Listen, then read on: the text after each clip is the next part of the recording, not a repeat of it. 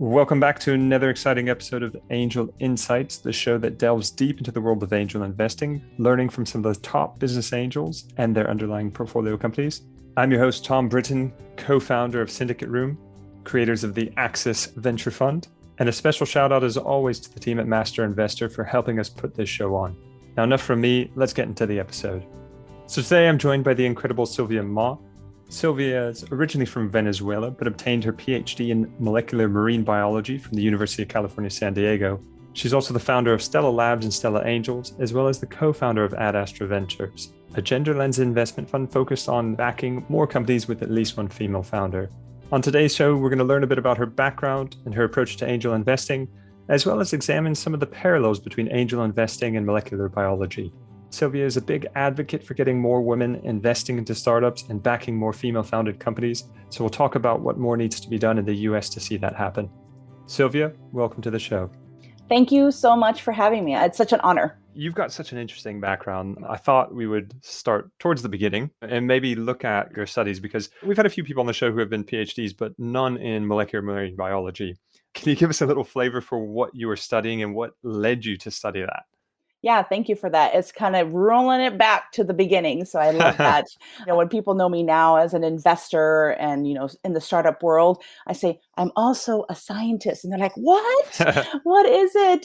So I always say I'm a recovering scientist and I love it. People say, would you go back to it tomorrow? And I said, well, if I have a fully funded lab with postdocs and grad students and maybe a research analyst or something like that, oh, yes, I would. But the fully funded is the piece that is the hard part. Is the hard part, right? So yeah, molecular marine biology, I landed at the Scripps Institution of Oceanography because I love marine science. So as an undergrad, I went to every single marine lab I could. Stanford's marine lab, Cornell's marine lab, University of Washington's marine lab, and I loved studying invertebrate embryology. So all the invertebrates that you see out there, the little sea urchins and the slugs in the ocean, all of those, I really loved that piece of the development of those animals. And then the other classes that I took were more of just like invertebrate zoology. I love invertebrates. Who cares about the vertebrates out there? But invertebrates, I thought they were very fascinating about how they broadcast spawn in this big ocean. How do they find each other? Like, what is a development pathway? I was very, very curious, right? So when I was looking at grad school, I was looking at all of those labs that had those capabilities because I really wanted to research that raw science, that raw data, really great insights. So I found this professor at Stanford, who actually was as a professor at UCSD, and he wanted me as a grad student. I'm like, oh my gosh, this is so humbling and awesome. I'll take it, right? So we talked, I wrote a research grant and I received it. So that's really big. And that's a little bit of a theme of my career is there's an opportunity, I'm going to write a grant or write something to receive funding. And then I did receive it for 3 years and he goes, come on in, right? So really great start of my graduate career. So marine molecular biology is basically studying the molecular aspects of a marine organism or marine something. At Scripps, I studied sea urchins and the fertilization of them. And at the molecular level, the fertilization proteins that allow a sperm and an egg to find each other in the open ocean. So I lit up sperm to find out what, yes, it is true. My kids are like, really? What? No, ew, mom, don't talk about that. But it is true. And then we really looked at the species specificity of each of the sperm to see how do they find each other? How do they stay as species and propagate that way? So that was my whole entire 7 years of my PhD at Scripps. I have to ask, what were you hoping to find Great doing question. that, or how to translate that into something else? Well, the lab was funded by the NIH. So to be able to have homologous systems, and homologous means the same systems, the same proteins, DNA and protein levels between a sea urchin and humans is not that much of a difference on the DNA level. There is differences, right? But proteins fold the same way as well. So DNA to proteins fold the same way. But to get a massive amount of sperm from a human is hard, and it has a lot of intricacies. But if you can inject a sea urchin, you can inject 100 of them, and you get a ton of raw material that you can use to do these protein analyses or DNA analysis to find out at the sequence level or at the protein level, what are they doing? How do they fold? How do they crystallize? What are they doing? How do they behave? So that you can say, okay, in the human system, they might behave this way. And we have found that they're very homologous. So that, let's say somebody who is challenged with infertility or something like that, there is a correlation there. Therefore, those types of scientists that work on the human system can have a better place to start, or they have some great other research that they can tag onto what they are learning. I'm going to be honest, I never expected to be talking about sea urchin sperm on I a know, show I know, about I know. angel investing. You welcome. How do you go from that to angel investing? There's quite a few scientists who go down the path of forming a business and selling it or not, or joining, say, a VC to get up experience. But you kind of have a different path to the investing world. So talk us through that, because I'm sure it's just as fascinating. Very different path as well, but really interesting. And also, as a woman, my path is intersectional with family. So I always talk about this because everybody's like, how do you do it? I don't know. Every single day is a challenge with 3 children.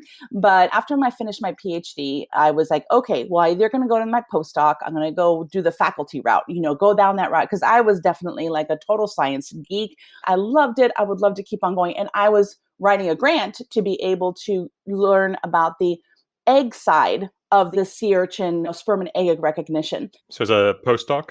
Yeah, postdoc in looking at the eggs. And it was up at UC Santa Barbara. Fantastic researcher there. I really wanted to work with her. We were collaborating. She didn't have a lot of funding because she was, kind of early in her career. I'm like, wow, I can work underneath a woman. This is awesome. But did not receive that grant. So, of course, you don't get the funding, very similar to startups. Don't get the funding, you can't do the postdoc. And at the same time, intersectionality of family and career is I had a 2-year-old son who's special needs.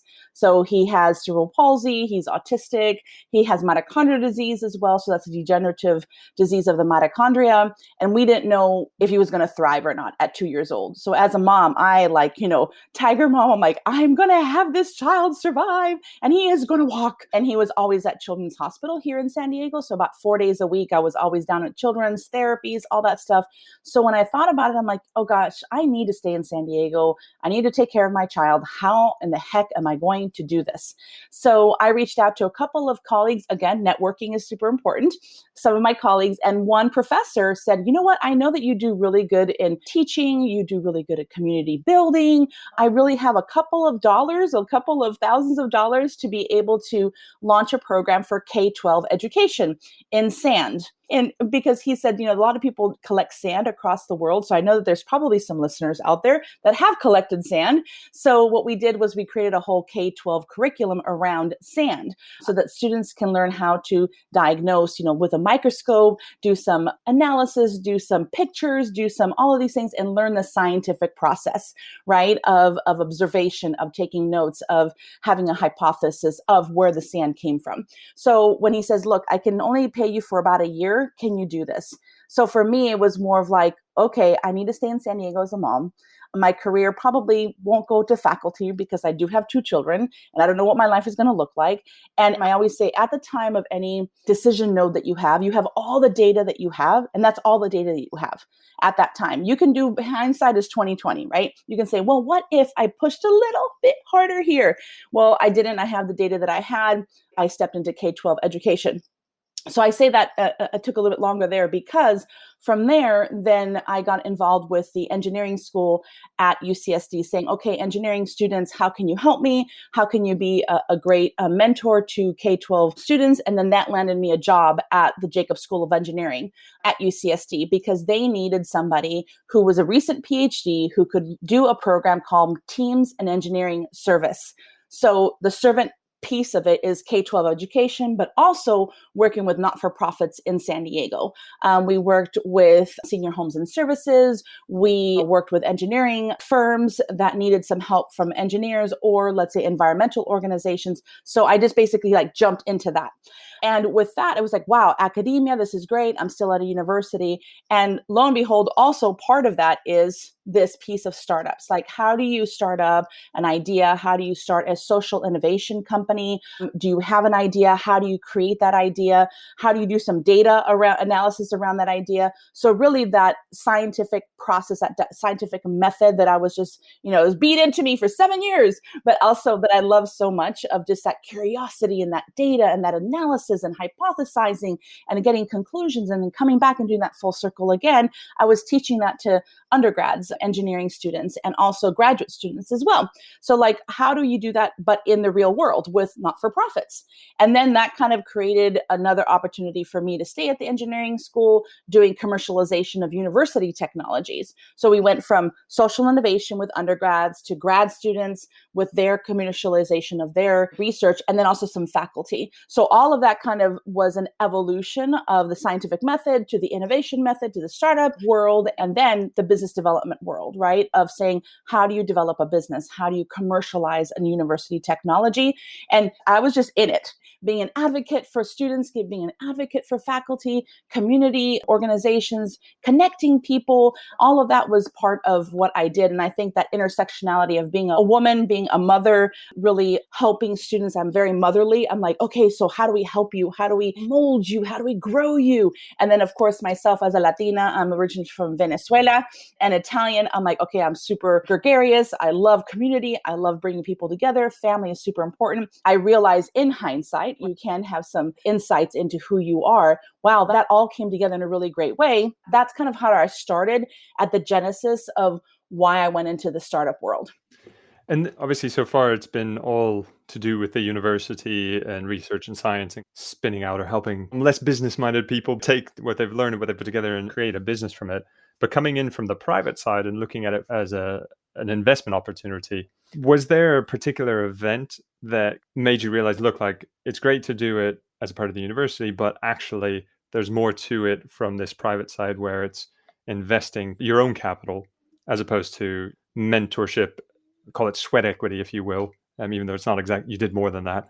But what was the moment that changed your perspective on that to move into the angel, more private side of it? And not that you can't do both. Yeah, I don't know. I think the empathy that you get from being an operator in a startup, like I helped about 2 or 3 different kinds of startups try to launch during all that time myself, that empathy that you create really allows you to be a very empathetic investor. So that investor persona that I really am very entrepreneurial friendly, but as an investor, I'm also investor friendly because of that piece of trying to conjoin those things and make sure that we do have a return on investment, or how I say return on impact, because I think any startup needs to have an impact driven thesis of some sort. So back to your question, how did I do that? While I was doing all of this research and help and community building, I said, you know what, I really don't have that business acumen. Really, I'm the first person to say, these are my gaps. Hello, people, teach me, help me. And what I did know too is I know my own way of learning. My own way of learning is if I see a YouTube video or I sign up for a course with 3 kids now,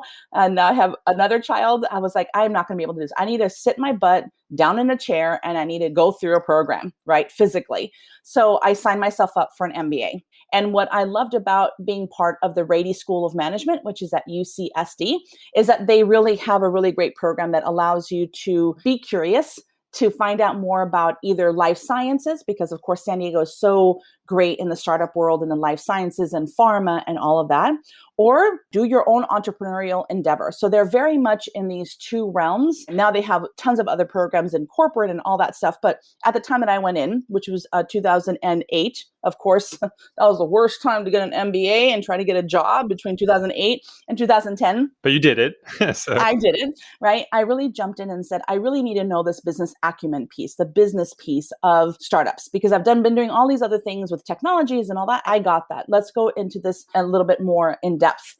And during that time, my third option, one was pharma, one was getting my own business. My third option was going back to Venezuela and maybe taking over my dad's business, which he had an entrepreneurial business in the publishing world. So he published books. He did all of the postage stamps for Venezuela and also all the labels of, let's say, Heinz Latin America.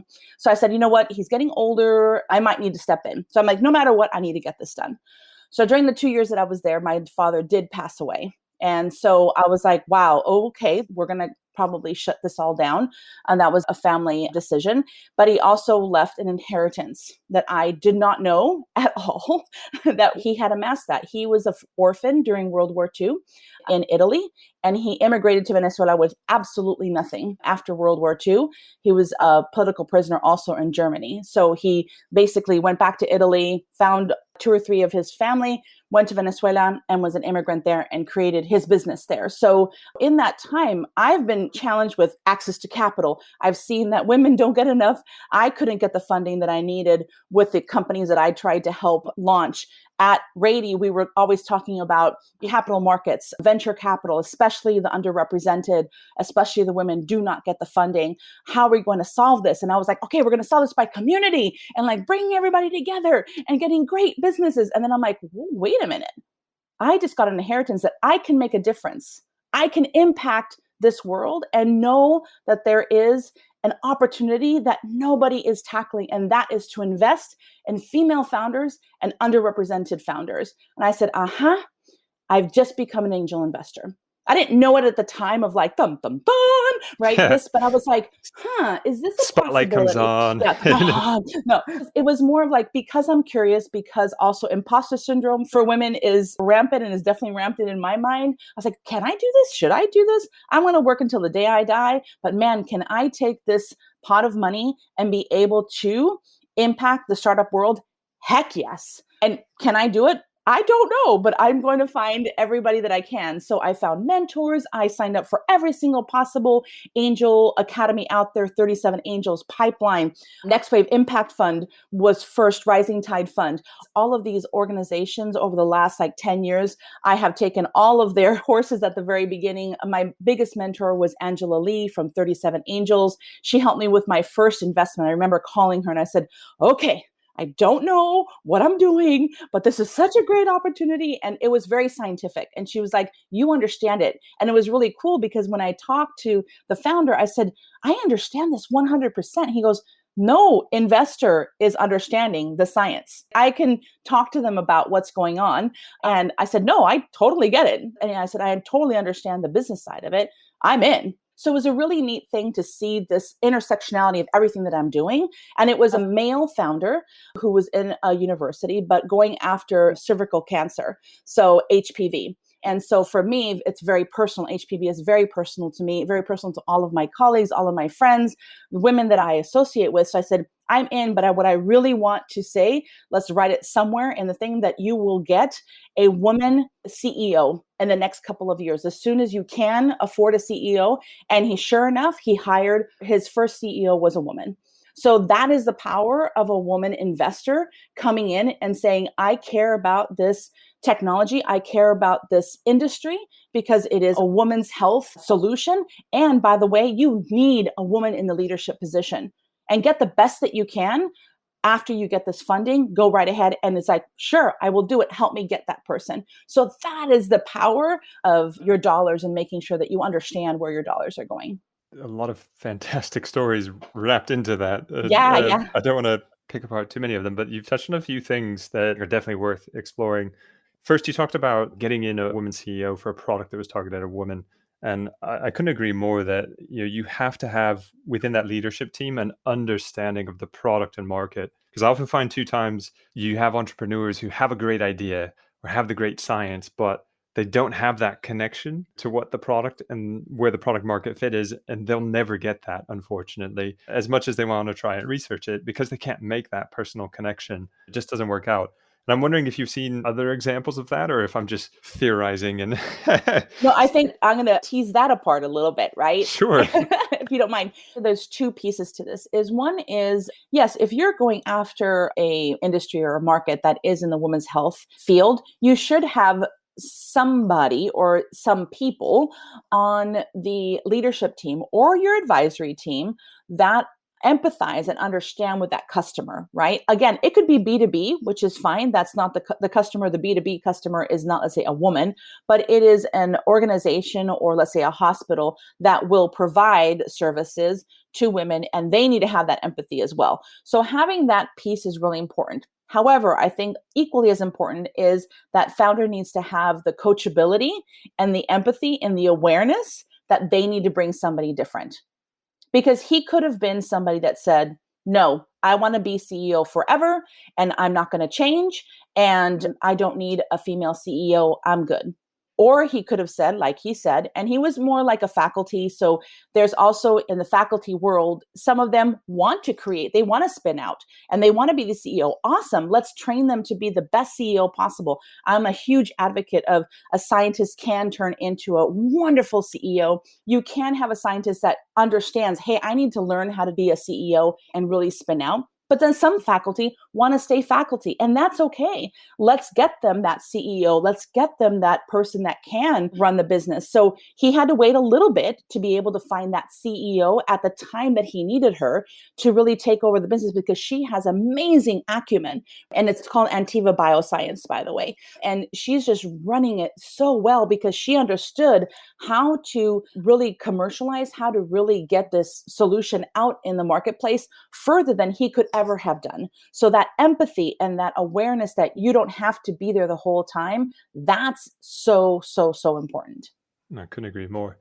Second point, you talked earlier about impact and making sure that the companies have impact, and definitely ESG and impact. Hopefully they're here to stay and people actually want to do and continue to do well with their investments. But oftentimes people talk about having to analyze an impact venture slightly different than one that doesn't have an impact focus. What have you noticed? And second point to that, like, what are you looking for on the impact side when it comes to the startup? Is it purely with the product or service, or is it the business as a whole? How do you take that apart? I don't think there's any difference between having an impact and having a return on investment. So you're talking to the choir that believes wholeheartedly that you really do not need to lower your investment return by saying, I want to align my portfolio to SDGs. But there's others that do not believe that, right? So I'm just going to go down the route of looking at investments that can have a very high return on investment and a very high impact. I'm going to go back to the example of Oriana Brushner, and she is the founder and CEO of AquaCycle. So it is a water purification system that allows for really bad water coming out of any kind of company or a manufacturing facility to go into potable water. So yes, she wants to create, let's say, down the road, something like a latrine in the third world nation that allows us to do this. But she knows that to be able to really launch this, she has to have those big clients. She has Mars Candy. So the outward flow of their manufacturing is very high candied, let's say, outflow, and then she lets that go through her system, and then we have potable water at the end. Now, you can say that that's a completely scientific process, and she did. She went through the Craig Venture Institute, was in science for, I think it's almost 10 years, in science, really hardcore science. And then she transitioned into, hey, I want to spin this out. I want to have a company. How do I do this? So that transition, it was saying, okay, where do I go? Okay, we're going to go after refineries first and wineries and breweries. And then that transitioned into, hey, we can do this for other things, the military and candy companies, right? So that awareness of going into those fields, those industries, is what makes that impact-driven hard science be impactful in the world, basically. It commercialized, but then also understanding what are the SDGs that she's going after and being able to communicate that. So impact investors love that type of opportunity. Again, sometimes impact investors are more philanthropists. So you have these people that say, okay, these sets of investors that say, okay, I need to be impact, but I want the return. Then I need to be impact. Okay, not so much return. Or I'm a philanthropist. I only invest in these ones that I'm more familiar with, and I can't invest in these really high-tech businesses because I don't understand it. So people like myself and others, especially Next Wave Impact Fund, we really communicate, how is this possible? How do you really bridge the gap between impact and really hard tech or technologies? We really work together to learn, okay, how do you build a business? How do you communicate that it does have impact and a return? And for young companies, when they're just starting out, one of the biggest things that I've found with impact is that the measuring of the impact is often quite difficult and resource intensive. So, when a company is just starting, what are you expecting to see from that measurement side? Because it's not going to be to the level of a Fortune 100 company where they're spending lots of people and lots of money making sure that that impact is measured to a T. What are you hoping to see from the startup on that kind of report? I know that entrepreneurs' time is very, very limited. So again, I'm very entrepreneurial friendly as an investor, and I'm also an early stage investor. So you're not talking to a VC that's going to ask different things. I'm going to take that really early stage conversation that I'm having with founders. When founders come to me and say, "Oh, I want to give away part of my revenue and that's my impact," I'm like, it can't be that, right? Not that it can't. You should do it, just do something else as well. Yes, because that's something that it's so tied to revenue that what about if you don't have revenue? What are you going to do? So I really encourage entrepreneurs to make impact part of their DNA. The DNA of their company is impact. So it's not that you're saying, okay, the DNA of my company is this. Oh, and by the way, I have to get this data for impact. It's more of like the DNA of my company needs to be connected with this impact metric of some sort, because no matter what, I have to communicate revenue and impact at the same time. And even if I'm sold, that DNA stays there and that impact stays there, because that's very important to me as an investor. If I know that you're going to sell or you're going to get acquired or you're going to go IPO, whatever, all those options that are out there, right? There's not only three. I want that impact to stay with the company. So if it's part of their hiring processes, great, make that the DNA of your hiring process, not just, oh, and by the way, we do this. Or revenue, great. And by the way, we give away. No, it's like, why is this important to you? And making sure that it's part of your sustainable growth of your company. I think we should soundbite that right there because it's incredibly powerful, but also really insightful for entrepreneurs. They often struggle with, well, how do I balance between the impact side and the revenue side and the monitoring and this and that? And you're right. Like if it's a part of your DNA, you're going to find a way. Yeah, and that DNA piece is not just important to me, but for your customers. If even if you're B2B or B2C, if you're B2C, if you're like an e-commerce or CPG business, that consumer is a conscious consumer and they will want to know that impact statement. So that's part of your DNA. Like how do you source it? How do no, all this stuff. That's important to them. So that's part of your marketing. The B2B is like, well, you're going to be aligned to that business that really cares about sustainability. And they're going to be like, okay, our sustainability is tied to your sustainability. So we might as well have this path of data analysis or data gathering, because you are seeing this as a win-win for both of you and a win-win in your values, right? So you want to have values aligned customers B2B, and that helps you be more successful. You see how that plays into this piece of being part of your DNA. Yeah. And the authenticity of Mhm. it, definitely. I feel like we've got a decent idea of what you look for in the companies. And so I want to jump a little bit. You talked a bit about earlier on joining all these other networks and learning as much as you can. And you've come a long way since then, having created a nice portfolio of investments. But you've also started your own angel network. So what was the reasoning behind that? And tell us a little bit more about how you differ with your angel network than what's been available before. Yeah, I wouldn't say that it's necessarily different. I think it's complementary to all of the female angel groups that are out there. We all collaborate together. We all share deals. We want to empower each other. So it's a very much of a lift by doing and lift others as you climb type of thought process between all of these female angel groups and opportunities. So that's like a caveat before I go into Stella Angels. So in San Diego, there's Tech Coast Angels, which is an amazing angel group and have done wonderful things. They have been so successful. And of course, like LA has another chapter and all that stuff. But what I saw was a lot of women investors or aspiring angel investors. That means, let's say, a lawyer that can be an accredited angel investor, but really doesn't know how to talk the talk, feels a little bit maybe intimidated by going into a big angel group with males and females. They're good with it because they're lawyers. They've been done it for a long time, right? But really understanding the processes and having a network of other women that they can ask questions very candidly. So I saw that there's a need in the marketplace, and I just fill needs. It's not that I needed it, but it was more of my colleagues and a lot of women who were calling me up saying, How do I get involved? What's going on? Do you have any deals? So we just kind of created a group and allowed people to come in. Right now, we re-emerged in January 2021, and we now have about 12 members. Congrats. Very small. We want to keep it kind of small because it's really San Diego based, SoCal. We have some members who are across the nation because we're virtual,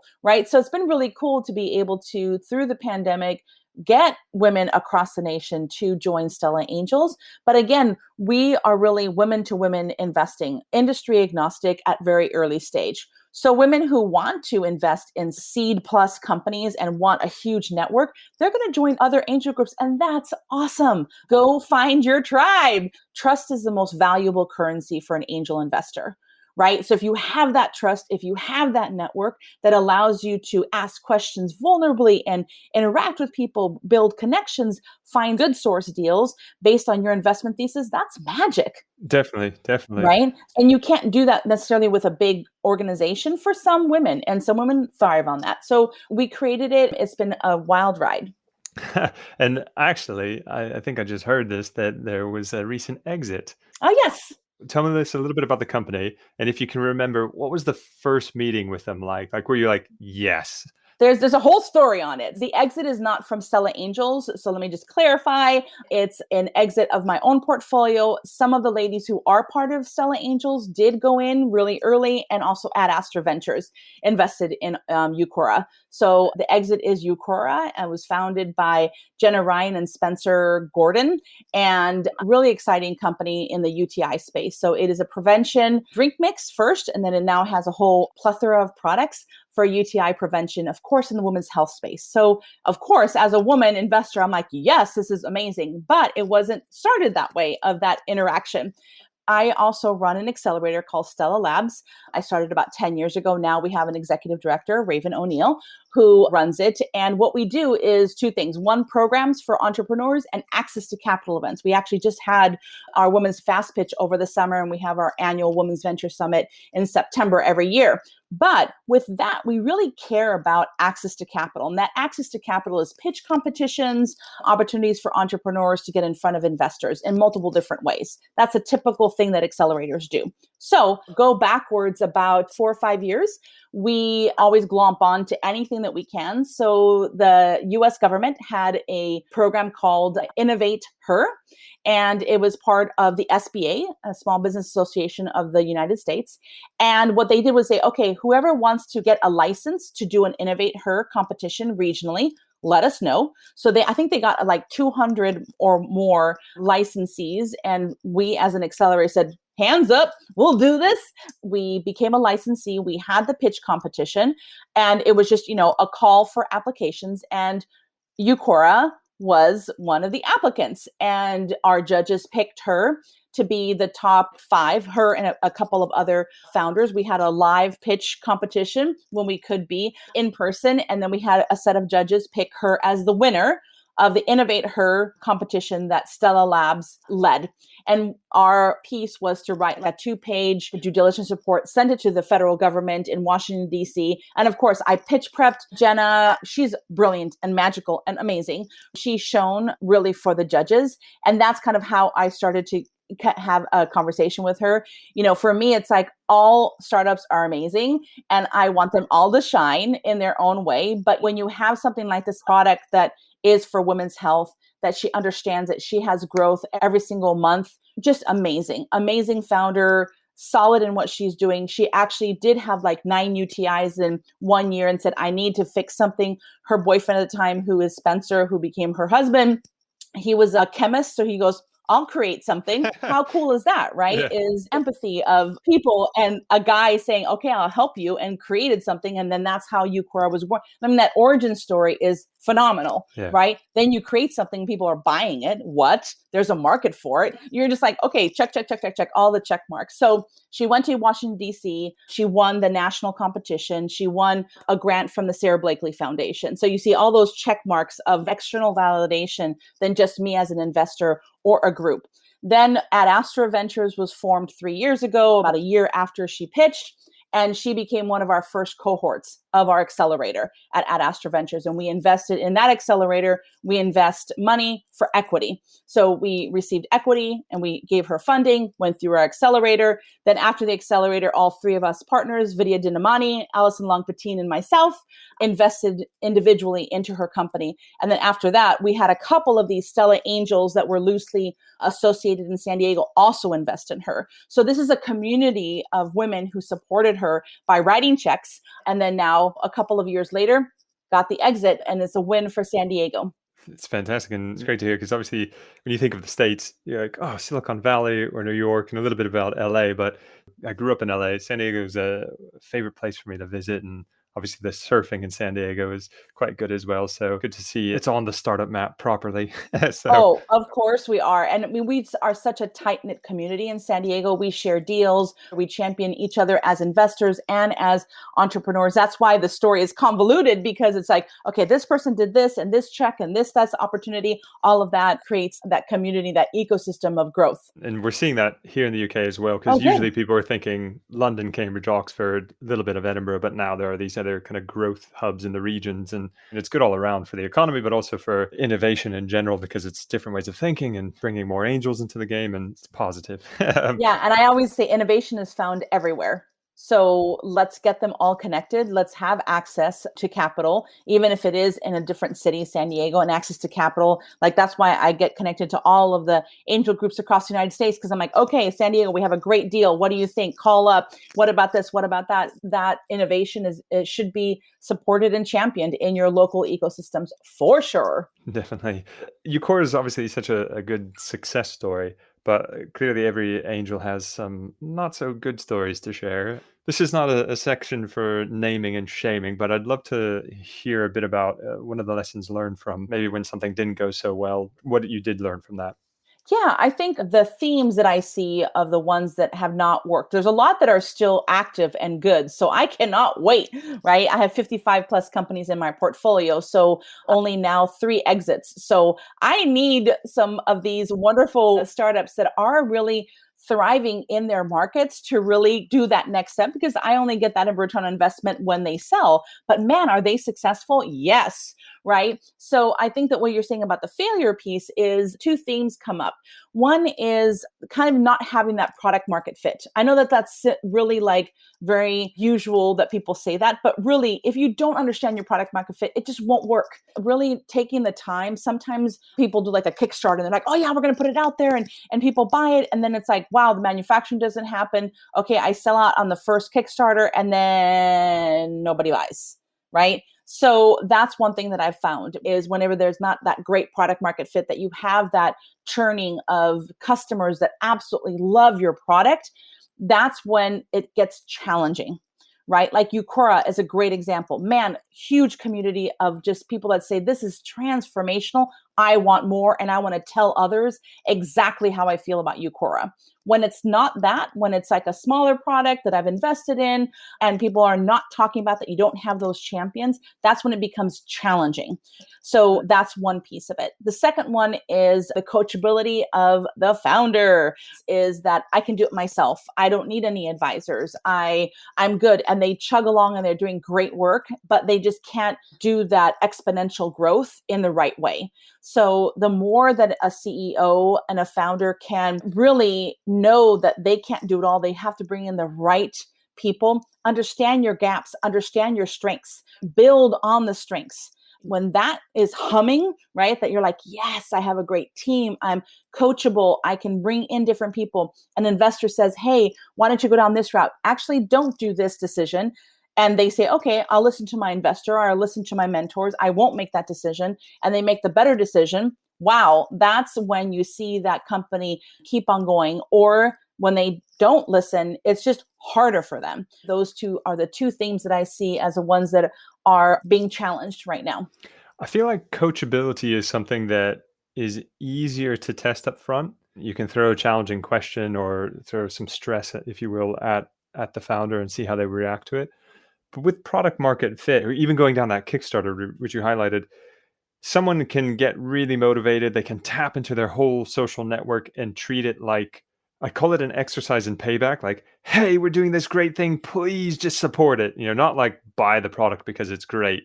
So they treat it as this fundraising effort. And then they use that to say, like, look, we've got 1,000 people who want this. But really, it's not 1,000 people who want it. It's 1,000 people who are like, oh, this guy annoyed me until I backed it. Or, it is a friend of mine, so I bought into it. Is there any way that you can test that theory up front? Like, is there going to be a market for this? Because everyone comes to you and they say the market's huge. And then you can go research and you're like, yes, the market's huge. But how do you know this product is going to be able to supplant the incumbents there? What do you do? One thing that I'm like, that pressure testing is something that I've seen over the years. And it's kind of like something that I've noticed. And I'm like, oh, that is actually a theme and a trend, right? When you ask a founder, have you done any interviews with your customers? And they're like, oh, I'm good. I'm going to do my Kickstarter. I'm going to have a party and everybody's going to support me. I'm like, okay, yellow flag, right? If you say, hey, have you talked to your customers? Can you go out and do some interviews? Like even go to the mall. I don't care what you do, but try to do something. Come back to me in 2 weeks. And they don't come back and they're like, we're good. We're going to do the Kickstarter because we have so many friends. Or you ask them and they say, you know what? Yes, we have sent out a survey on multiple different social media things, and we actually tried to weed out our friends. We know where they're coming from and really understand the data and say, this is exactly where we need to be. And actually, we need to pivot a little bit about how our preconceived concepts were failing us in understanding truly our customer. I'm like, you're going to get there. Because it's not like you're asking about the super early indications. They might not have product market fit at that time, but they're asking the right questions.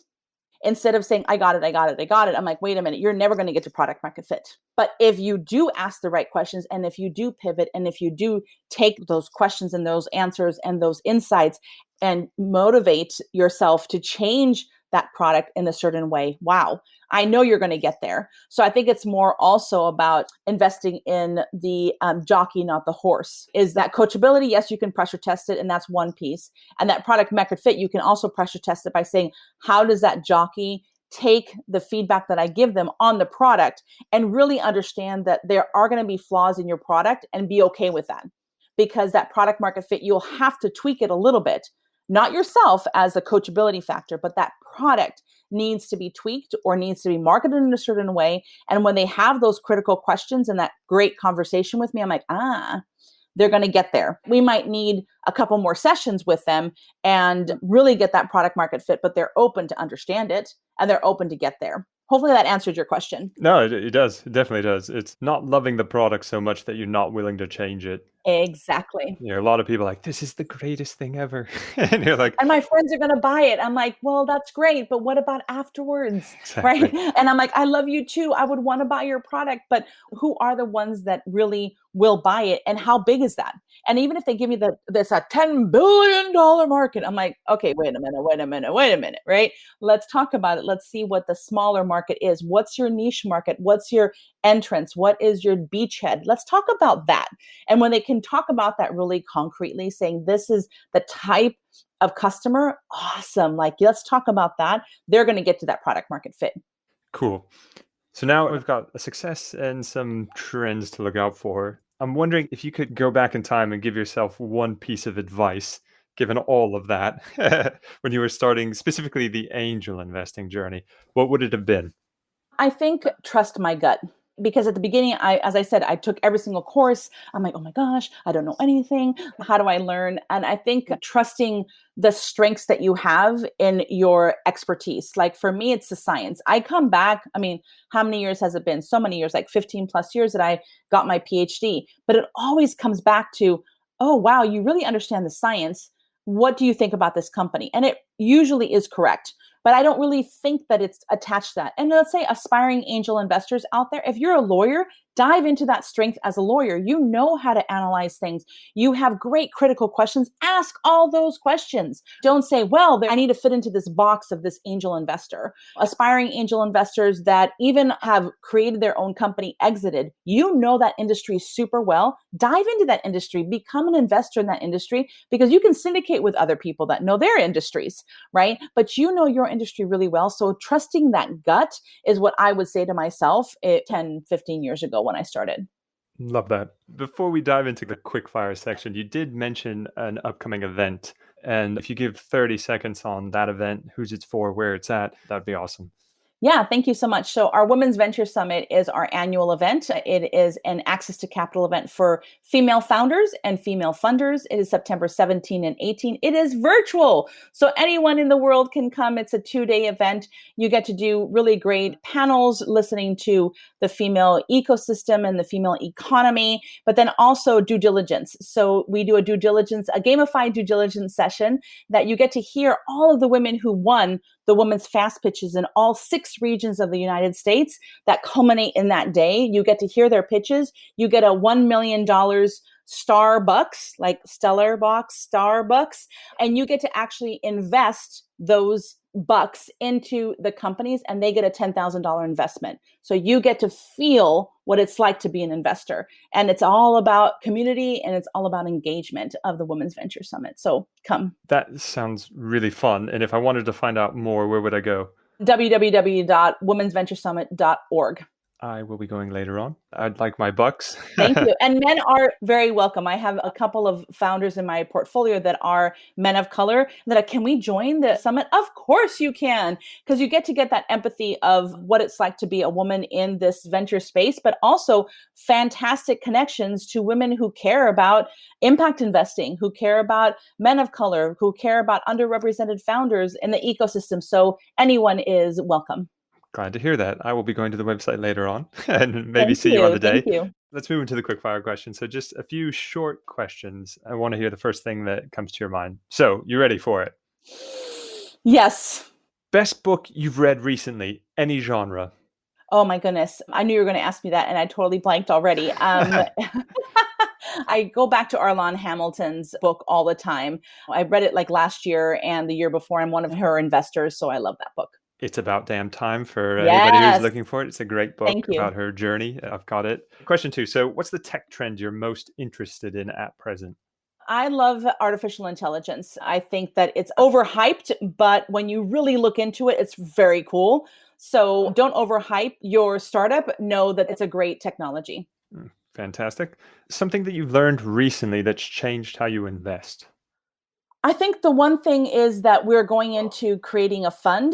So we're really excited about that. So how do you communicate the investment thesis in a way that others can glomp onto it, can really align themselves to that? That is something that is one step above just a data analysis of the economy or trends in markets. It's really understanding what is a deeper meaning of impact, like we talked about already. What's a deeper meaning of investing in underrepresented founders, or how do you change the thought process of economic growth? So those are the kinds of things that always spark me and then change my investment decisions, just because I'm like, okay, what does it look like in 10, 20 years? Is this investment actually going to make that difference, that long term? I didn't think about that before.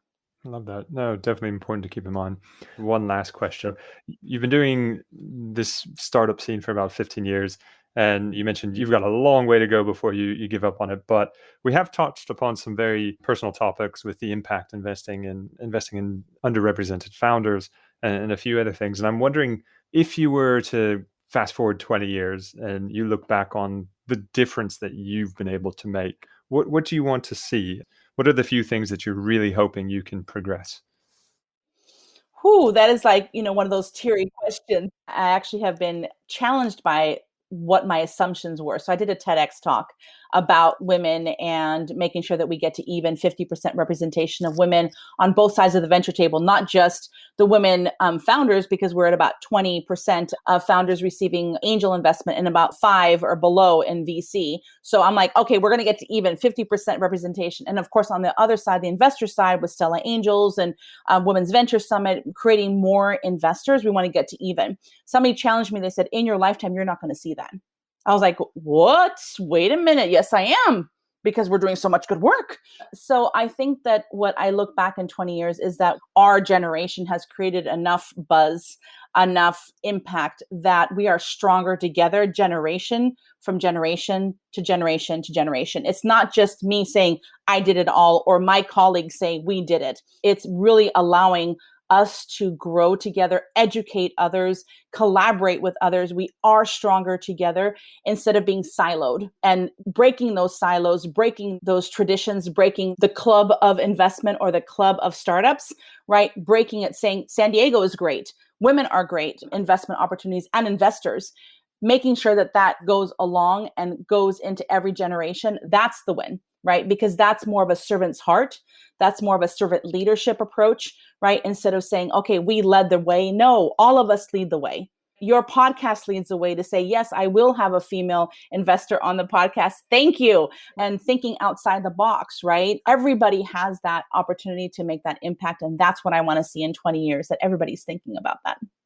Well, I think that's a great thought to leave the show on, to end us on. You've been an absolutely wonderful guest, sharing some tremendous insight with us. I do hope that the Venture Summit goes really well, so I hope everyone checks it out. Thank you. I hope you get more exits from the portfolio so you Me can too. cycle that money again. And I do hope that we can revisit this in maybe 6 to 12 months' time, because it'd be cool to see how we both progressed in that time. So one last thank you for joining us today, and I'm sure we'll talk again soon. Thank you so much. Well, we hope you enjoyed that episode of Angel Insights. And for more news about Syndicate Room, follow us on Twitter at Syndicate Room, or myself at Tom Britton. And we do, as always, hope you'll join us for the next episode of Angel Insights in a few weeks' time. Until then, bye.